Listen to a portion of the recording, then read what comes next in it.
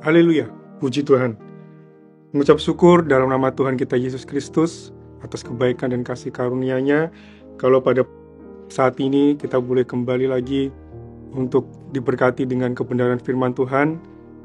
Namun sebelumnya mari kita berdoa. Haleluya. Bapa, kami sungguh bersyukur di dalam nama Tuhan kami Yesus Kristus untuk kebaikan dan kemurahan Tuhan dalam kehidupan kami. Kalau sebagaimana kami ada pada saat ini itu semua karena kemurahan Tuhan.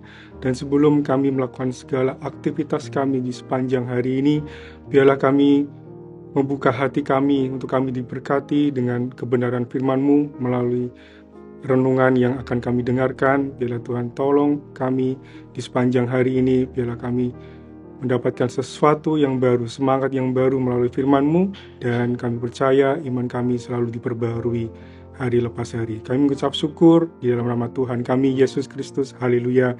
Amin. Puji nama Tuhan. Renungan pada hari ini berjudul Mengasihi Berarti Taat.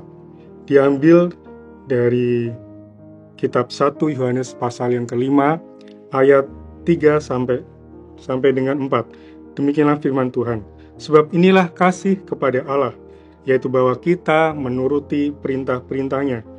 Perintah-perintahnya itu tidak berat, sebab semua yang lahir dari Allah mengalahkan dunia.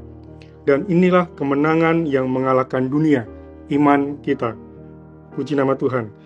Bapak, Ibu, Saudara, Saudari yang terkasih, saya percaya kita semua adalah pribadi yang baru di dalam Yesus Kristus.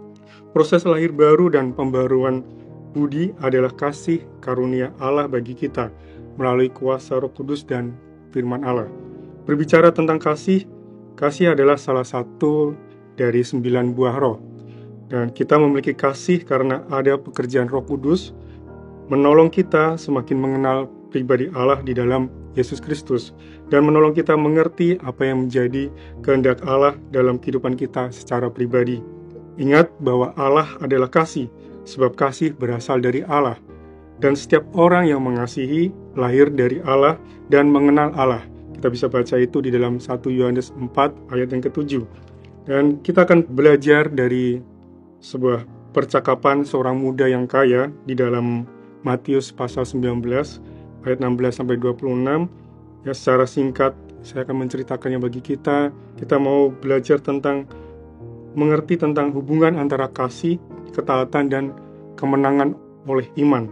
Secara singkat dari cerita tersebut ada seorang muda yang bertanya kepada Yesus mengenai perbuatan baik apa yang dapat dia lakukan untuk memperoleh hidup yang kekal. Kemudian Yesus memberi jawab kepada seorang muda tersebut. Dia memberi jawab untuk seorang muda itu melepaskan semua apa yang dia miliki dan mengikut Yesus. Dan tentu saja hal ini membuat di akhir cerita, hal ini membuat seorang muda itu bersedih hati. Kita tahu di cerita tersebut seorang muda itu sejak dari masa mudanya dia sudah setia, takut akan Tuhan dan taat menuruti setiap perintah Allah, ya, terutama di waktu tersebut adalah hukum Taurat. Dan kita melihat di sini ada kesetiaan dari seorang anak muda itu. Tetapi ketika dia berkata dia mengasihi Allah, tetapi Yesus menjawab pertanyaan dari seorang muda itu untuk melepaskan semua yang dia miliki dan mengikut dia. Ada pertentangan di dalam hatinya. Ya, kita melihat bahwa pengertian mengasihi Allah berarti taat adalah ada kebersediaan diri kita juga untuk mau mengutamakan Kristus, melepaskan semua yang akan menjadi pertentangan di dalam hati kita, hal-hal dunia atau keinginan daging. Dan bagaimana dengan kasih kita kepada Allah saat-saat ini? Ya, apakah kasih kita semakin hambar? Apakah seperti seorang anak muda ini ada pertentangan di dalam hatinya? Ya, tentu saja jikalau kita mengasihi Allah, kita harus taat. Kita bersedia untuk mengutamakan Kristus dalam setiap kehidupan kita. Dan supaya kita tidak seperti orang muda ini. Dia gagal karena cintanya yang berlebihan terhadap dunia ini. Dan kesenangan yang ia nikmati di dalamnya. Inilah yang menjadi batu sandungan bagi dirinya.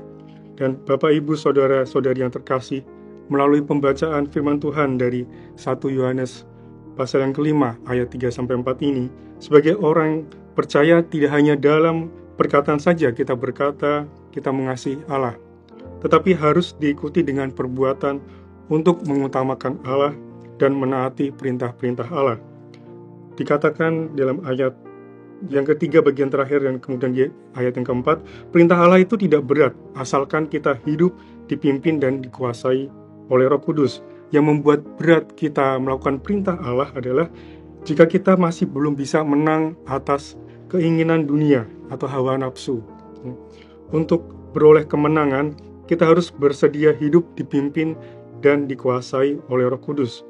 Roh Kudus akan memperbarui kehidupan kita, menyelidiki hati kita, dan menuntun kita dalam kebenaran. Berjaga-jaga dengan selalu haus dan lapar akan firman Allah dan bersedia dipimpin oleh Roh Kudus. Puji nama Tuhan. Pada hari ini kita mendapatkan semangat yang baru dari firman Allah, bahwa kita yang telah lahir dari Allah telah menerima kelahiran baru. Roh Kudus memimpin hidup kita, dan kita adalah orang-orang yang mengalahkan dunia karena iman bekerja di dalam dan melalui kasih kepada Allah dan Kristus, dan dengan demikian menjauhkan kita dari cinta dunia. Puji nama Tuhan. Demikianlah kebenaran firman Tuhan yang dapat saya bagikan. Mari kita akan berdoa. Haleluya. Bapa kami yang bertata dalam kerajaan surga, kami sungguh bersyukur di dalam nama Tuhan kami Yesus Kristus untuk kebenaran firman-Mu yang kembali lagi mengingatkan kami Tuhan, untuk kami mengasihi, kami taat, dan di dalamnya ada kasih itu untuk kami mau dipimpin dan dikuasai oleh Roh Kudus-Mu Tuhan dalam setiap kehidupan kami. Biarlah firman-Mu itu yang mengkoreksi setiap hati kami, supaya kami dapat melepaskan dari hal-hal yang kurang berkenan di hadapan Tuhan. Hawa nafsu kami akan dunia atau hal-hal lain yang bertentangan dengan kebenaran-Mu, biarlah itu dapat kami lepaskan, sehingga kami benar-benar memiliki hati yang mengutamakan Kristus dalam setiap kehidupan kami. Terima kasih untuk firman-Mu Tuhan di hari ini, dan biarlah Tuhan tolong setiap umat-Mu di sepanjang hari ini Tuhan, sertai mereka, dan biarkanlah Roh Kudus-Mu dan firman-Mu itu yang menuntun mereka di dalam setiap kehidupan mereka, agar kehidupan mereka boleh berkenan di hadapan-Mu Tuhan. Terpujilah nama-Mu. Inilah menjadi doa syukur kami Tuhan di hari ini, dan kami mengucap syukur dan kami telah menerima berkat melalui firman-Mu di dalam nama Tuhan kami Yesus Kristus. Haleluya. Amin. Bersama Yesus aku kuat. Haleluya.